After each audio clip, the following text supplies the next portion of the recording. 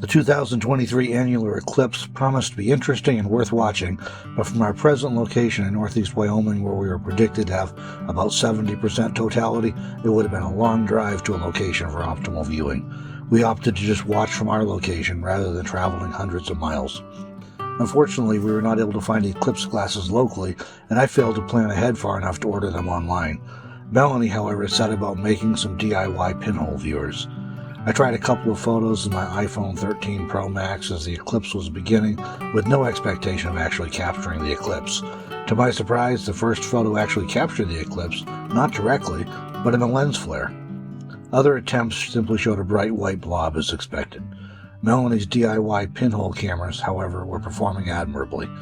This technique allows you to view an image of the eclipse activity as the light is projected through a tiny hole in the viewer.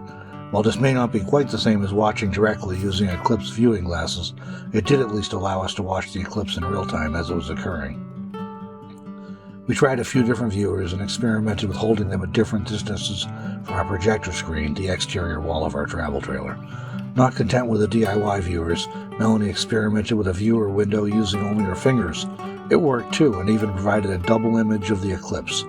After a while, we decided to try using the Ford camper van as a projector screen, as it's a brighter shade of white. I tried another shot of the sun too, which once again was not noteworthy. The next attempt at photographing the eclipse directly was expected to also bomb, as the sun and moon were passing behind a cloud. To my surprise, we captured a double lens flare of the eclipse that really showed it well. Watching this annular eclipse was a thrilling experience on a brisk fall morning here in Wyoming. Were you able to watch the eclipse? Drop a comment below and share your experience.